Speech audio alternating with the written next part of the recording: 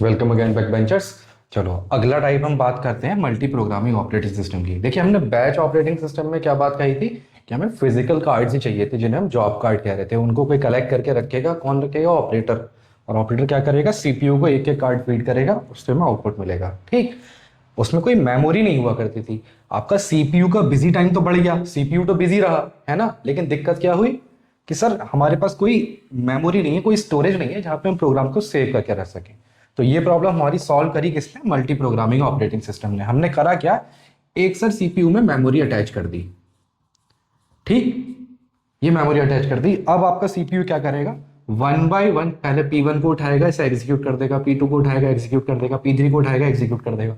ठीक, एक एक करके जितने भी नंबर ऑफ प्रोग्राम्स होंगे उन्हें ऑटोमेटिकली मेमोरी में से उठाएगा और एग्जीक्यूट करता हुआ चला जाएगा। ऑपरेटर ऑपरेटर का काम यहाँ पे खत्म हो गया है ना, आउटपुट आपको मिलता रहेगा। अब यहाँ पे दिक्कत क्या होगी? देखो, हमने ये देखा अब मेमोरी में से उठा रहा है तो ऑपरेटर की जरूरत ही नहीं है, और सीपीयू आपका बिजी भी है लगातार, क्योंकि वो पहले एक प्रोग्राम को उठाएगा, एग्जीक्यूट करेगा, जैसे ही उसका एग्जीक्यूशन खत्म होगा वो अगले को उठा लेगा। ठीक, अब आप मानिए कि P1 P2 P3 पर प्रोग्राम एवरेज टाइम 1 मिनट लग रहा है। ठीक, मान लो 1 मिनट लग रहा है, तो P100 वाले को एग्जीक्यूट करने के लिए कितना टाइम वेट करना पड़ेगा? उससे पहले P99 तक एग्जीक्यूट होंगे, P1 से लेके P99 तक, है ना। तो टोटल उसे 99 मिनट्स तक वेट करना पड़ेगा सर। 99 मिनट्स तक वेट करना पड़ेगा, तब उसे मौका मिलेगा। ठीक, तो यहां पे वेटिंग टाइम भी बहुत ज्यादा है।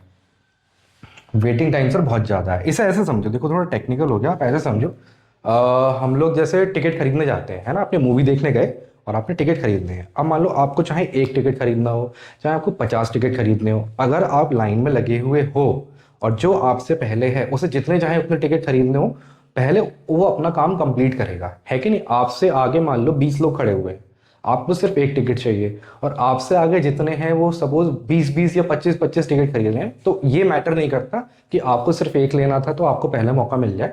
आपको सर वेट करना पड़ेगा, आगे आपके जो 20-25 लोग खड़े हुए हैं वो जब तक कंप्लीट करके निकलेंगे नहीं तब तक आपको मौका नहीं मिलेगा। तो आपका वेटिंग टाइम सर बहुत बढ़ गया। दूसरा एग्जाम्पल समझो, हम बैंक जाते हैं पैसे जमा करने, मान लो आपको 1000 रुपए जमा करने हैं मान लो, ठीक, और आपके आगे कोई धन्ना सेठ खड़ा हुआ है, वो 4 बैग लेके आया है, हर एक बैग में कम से कम 10-10 लाख रुपए हैं, है ना। अब क्योंकि वो आपसे पहले खड़ा हुआ है तो कैशियर जो है पहले उसे ही एंटरटेन करेगा, है कि नहीं। उसे जितना भी पैसा जमा करना हो पहले उसी का जमा होगा, आप खड़े ही रह जाओगे 1.5 घंटा 2 घंटा 3 घंटा, जितना भी आपको वेट करना पड़ेगा। तो यही प्रॉब्लम हम यहां देख पा रहे हैं। कैसे?